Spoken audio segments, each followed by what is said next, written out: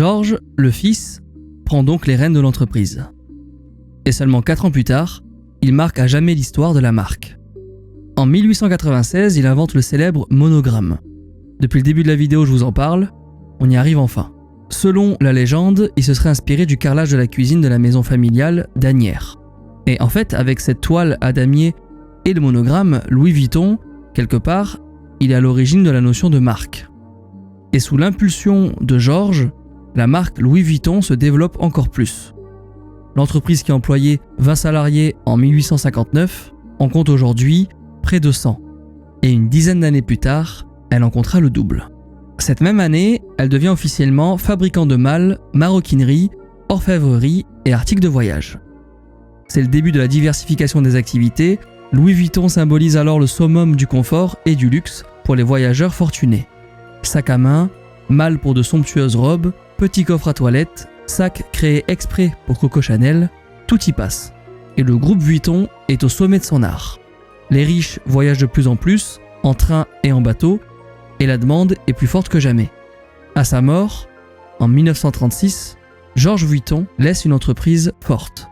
Une entreprise qui a même résisté au terrible crash boursier de 1929. Vous vous en souvenez puisque on était tous nés à ce moment-là, évidemment. Après la guerre, la marque poursuit son développement dans les années 50-60, avec à sa tête Gaston Louis et son fils, Henri Louis. Vous remarquerez que les descendants du fondateur, mis à part Georges, le fils, portent Louis comme deuxième prénom. Un hommage donc au petit garçon du Jura. Le temps passe, on est dans les années 70 maintenant, et la marque a du mal à se renouveler. Malgré l'ouverture d'un magasin au Japon fin des années 60, le développement ralentit. Clairement là, c'est l'heure du déclin pour Louis Vuitton. Mais cette chute ne va pas durer longtemps.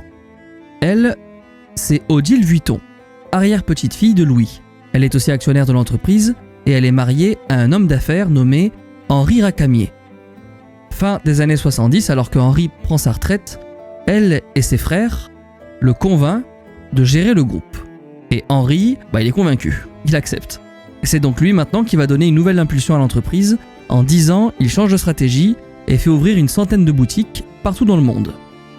Le chiffre d'affaires de l'entreprise est multiplié par 60, l'entreprise est plus grande que jamais et pourtant, pour la famille Vuitton, les affaires vont se compliquer. Laissez-moi remonter quelques années en arrière et introduire un nouveau personnage que l'on surnomme le loup en cachemire. Lui, c'est Bernard Arnault. Il est né en 1949 dans le nord de la France et il reçoit une éducation plutôt bourgeoise. En fait, son père, c'est le patron d'une énorme entreprise de BTP. Il est passionné de piano et de maths, et le jeune Bertrand, il fait des études brillantes, passant par un grand lycée parisien, puis par Polytechnique, la plus prestigieuse école d'ingénieurs en France.